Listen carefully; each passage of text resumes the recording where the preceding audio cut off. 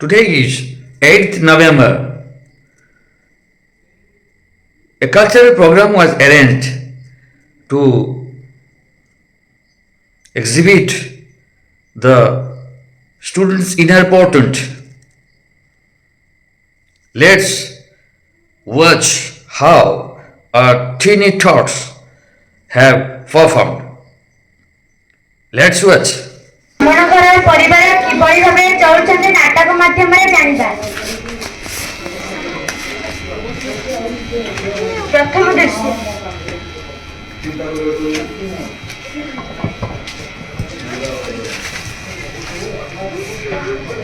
ଓ ଭଗବାନ ତୁମରି ଦୟା। କି କଣ କିଛି ପାଇଲ?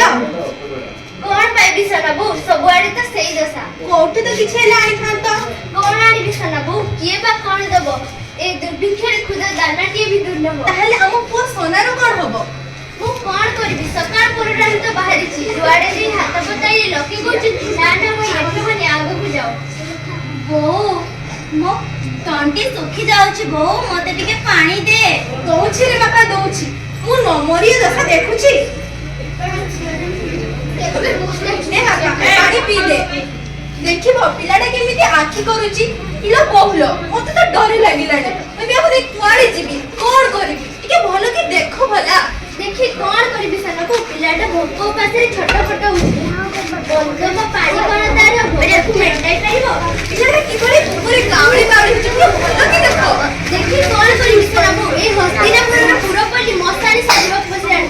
ବାପ ଆଗରେ ପୁଅ ମରି ଯାଉଛି ତ, ମା କୋଳରେ ତାର ଅତ୍ୟାଚାର ସନ୍ତାନ ଟଳି ପଡୁଛି। ଆମେ ତ ଯାହାହେଲେ ଟିକେ ଭଲରେ ଅଛୁ। କି ଆଫଦରେ ଅଛି ଶୁଣେ, ଆମ ପୁଅ 3 ଦିନ ହେଲା କିଛି ବି ଖାଇନି। ଆମେ ସିନା କଷ୍ଟେ ମଷ୍ଟେ ସହିଯିବା, ହେଲେ ଆମ ପୁଅ ସୋନାର କଣ ହବ? ମୁଁ କଣ କରିବି, ଏ ଦୁର୍ଭିକ୍ଷରେ ଗରିବ ବ୍ରାହ୍ମଣକୁ କିଏ ବା କଣ ଦବ? ତାହେଲେ ଆମ ପୁଅ ସୋନା କଣ ଭୋକ ଅବସ୍ଥାରେ ଏମିତି? ନା ନା ସନାବୁ, ସେମିତି ଭଳି ଆମ ସୋନାର କିଛି ହବନି। ଭଗବାନ ଅଛନ୍ତି, ଯିଏ ଦେଇଛନ୍ତି ସେ ବୁଝିବେ। ଚୁଲିକି ଯାଉ ତୁମ ସେ ଭଗବାନ। ସେଦିନ ମୁଁ ଘରେ ଅଣ୍ଡାରେ ଖୁଦେ ବସେ ପାଇଥିଲି, ଯାଉ କରି ଆମ ପୁଅ ସୋନାକୁ ଦେବି ବୋଲି। ହେଲେ ତୁମେ କଣ କଲ? କେ ଯେ ନିଉ ଛଡ଼ା ଭିକାରୀ ହେଲା ତମ ସବୁ ତ କମେଇଦେଲ। ଛି ଛି ସନାବୁ, ସେମିତି କଣ, ସେ ପରା ଆମ ଅତିଥି। ଚୁଲିକି ଯାଉ ତୁମର ସେ ଅତିଥି। ନିଜ ପୁଅକୁ ଜମମଗ ଠେଲି ଦେଇ ଅତିଥି ସେବା କରିବା କଣ ଆମ ଧର୍ମ? ମୁଁ ଅଛି ତାର ମା। ତୁମେ ଯଦି ମା ହୁଅନ୍ତ ବୁଝନ୍ତ, ତାକୁ ଦେଖି ମୋ ଛାତି ଫାଟି ଯାଉଛି। ମୁଁ ବୁଝୁଛି ସନାବୁ, ମୁଁ ସିନା ତାକୁ 10 ମାସ 10 ଦିନ ଧରି ଗର୍ଭରେ ରଖି ଜନ୍ମ ଦେଇନି, ହେଲେ ମୁଁ ତାର ବାପା। ସେ ମୋ ପ୍ରାଣ, ସେ ମୋ ରକ୍ତରେ ଗଢ଼ା। ମୋ ମନକୁ କିନ୍ତୁ ଗୋଟେ ଉପାୟ ଆସିଛି। ଚାଲ ଆମେ ଯଦି ପାଖ ବିଲକୁ ଯାଇ କିଛି ଶସ୍ୟ ସଂଗ୍ରହ କରି ଆଣିବା। ହଉ ଚାଲ, ଈଶ୍ୱର ଯାହା କରିବେ।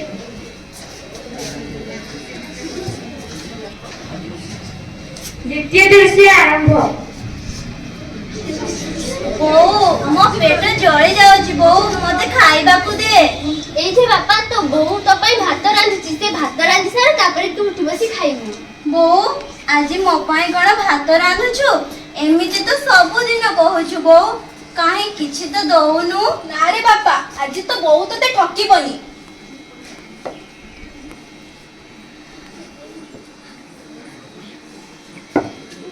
ଏଇ ତ ସେଇ ଘର। ହଁ ହଁ, ଏଇ ତ ସେଇ ଘର। ସାନ୍ତାଣୀ ମା, ଓ ସାନ୍ତାଣୀ ମା ଘରେ ଅଛନ୍ତି?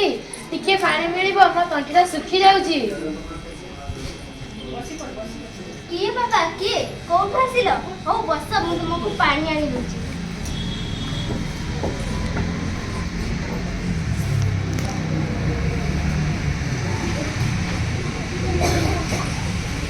ଓହୋ, ଏଥର ଟିକେ ଶାନ୍ତି ମିଳିଲା। ପୁଣି ଯେ କିଏ ନିଉ ଛଣା ଜୁଟିଲା? ନା ସନାପୁ, ସେମିତି କୁହନି। ସେ ଲୋକଟା ଶୁଣିଲେ କଣ ଭାବିବ? ସେ ପରା ଆମ ଅତିଥି। ଚୁଲିକି ଯାଉ ତୁମ ସେ ଅତିଥି। ଆଜି ମୋ ପୁଅ ଭାଗରୁ ମୁଁ କାହାକୁ କିଛି ଦେବିନି। ଆଗେ ମୋ ପୁଅ ଖାଇବ, ତାପରେ ଯିଏ। ଓହୋ ସନାପୁ, ତୁମେ ପଛେ ନ ଦେବ ନାହିଁ, କିନ୍ତୁ ଆସ, ଥରେ ତ ସେ ଭିକାରୀକୁ ଆସି ଥରେ ଦେଖି ଦେଇଛ ଯାଅ। ଏ ହେ, ମୋ ମୁଣ୍ଡ କଣ ହେଇଯାଉଛି।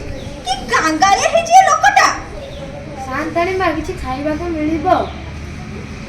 ହଉ ବାବା, ଦଉଛି। ସନାପୁ, କଣ ସବୁତକ ଦେଇଦବ?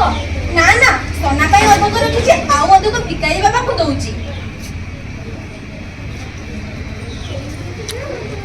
ଏଇ ନିଅ ବାବା। ସାନ୍ତାଣୀ ମା, ଏତିକି ତ କୋଉ କୁଳକୁ ପାଇଲେ ନାହିଁ, ଆଉ ଖଣ୍ଡେ ମିଳିବ? ହଉ ବାବା, ଦଉଛି। ଖାଇବାକୁ ଦବୁ ପରା କହୁଥିଲୁ। ହଁ ରେ ବାପା, ଭାତ ଗରମ ଅଛି, ଥଣ୍ଡା ହଉ ତାପରେ ଦେବି। ସନା ବୋଉ ତୁମେ କାନ୍ଦୁଛ। ହେ ଭଗବାନ, ଏ ଦୁର୍ଦ୍ଦଶାରେ ଆମକୁ ଶକ୍ତି ଦିଅ ପ୍ରଭୁ।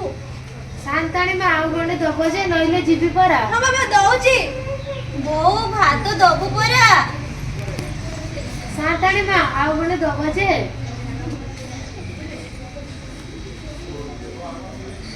এই নিও বাবা, খাই দিও।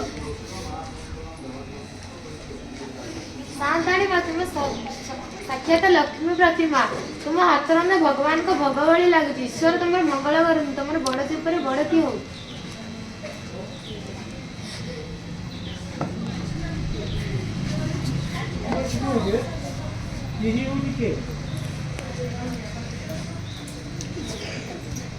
ତୃତୀୟ ଦୃଶ୍ୟ ଆରମ୍ଭ।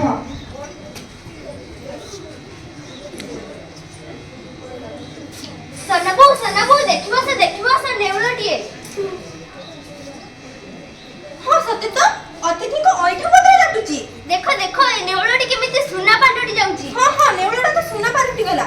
ମୋ ମନକୁ ଗୋଟେ ଉପାୟ ଆସିଛି। ଚାଲ ଏଇ ଅତିଥିଙ୍କ ଅଇଠା ଥାଳରୁ ଭାତ ସନ୍ତିରେ ଆମ ପୁଅ ସନାକୁ ଖାଇବାକୁ ଦବା। ହଉ ଚାଲ। এই দেখো নিউলটা পড়ে গলা যে।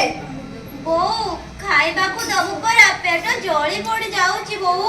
ହଁ ରେ ପୁଅ ଦଉଛି। নে রে পুଅ ଖାଇ ଦେ। নে ପାଣି ନେ। ବୋଉ ଆଉ ଖାଇବିନି, ମତେ ତ ଖୁବ ଖୁଆଇଲୁଣି। কিরে ମୁଁ ତତେ କୋଉଠି ଖୁଆଇଛି ରେ? ଯାହା ଅତିଥିଙ୍କ ଅଇଠା ଭାତ ତତେ ଆଣିକି ଦିଟା ପାଟିରେ ପକେଇ ଦେଲି ଯେ। ଦେଖିଲ ସନା ବୋଉ, ଅତିଥିଙ୍କ ଏଇଟା ଭାତକୁ ଖାଇଲା ପରେ ସନା କେମିତି ଉଠି ବସିଲା। ହଁ ସତେ ତ, ସେତେବେଳେ ପିଲାଟା ଭୋକରେ ଗାଉଳି ହଉଥିଲା। ଆଉ ଏବେ ସନା ବୋଉ, ସେ ଭିକାରୀ ବଢା ନୁହନ୍ତି, ସେ ହେଉଛନ୍ତି ସାକ୍ଷାତ ଦେବତା। ସେ ଆମକୁ ପର ଖୋଜିଲେ। ହଁ ଚାଲ ତାକୁ ଦର୍ଶନ କରିବା। ହଉ ଚାଲ। ଭିକାରୀ ବାବା, ଅ ଭିକାରୀ ବାବା, ଭିକାରୀ ବାବା, ଦେଖୁଛ ଭିକାରୀ ବାବାଟା କୋଉଠି ଉଭେଇ ଗଲେ ଯେ। ହଁ ସତେ ତ, ସେ ତ କୁଆଡେ ଉଭେଇ ଗଲେ।